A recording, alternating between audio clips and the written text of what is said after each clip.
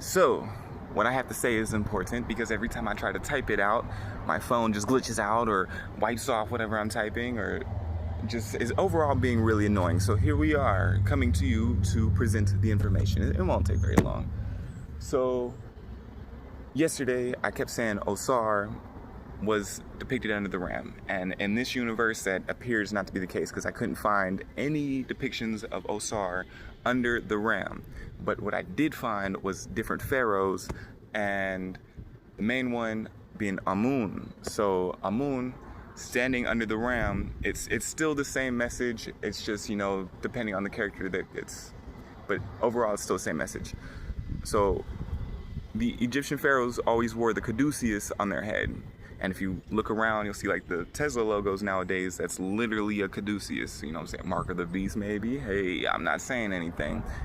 On their forehead, I'm not saying that, soften your heart, Let my people go.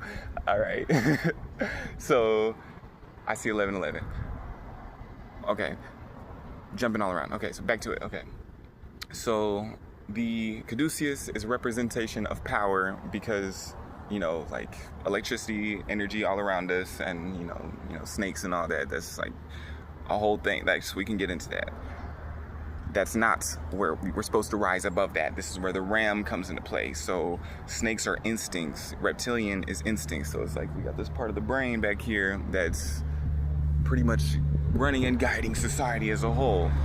And that's where most people kind of operate out of until they rise above it, because then they're going based off like their alertness and like constantly checking outside of them rather than going within. So when they go within, then they could actually see the world as it truly is. And when you see the world as it truly is, then you're able to make things happen, like create tables and umbrellas and all this, because all that came from the big ram, that comes from the ability to process things, like, because we are the original computers, so it's like, anyway, that's the message for today.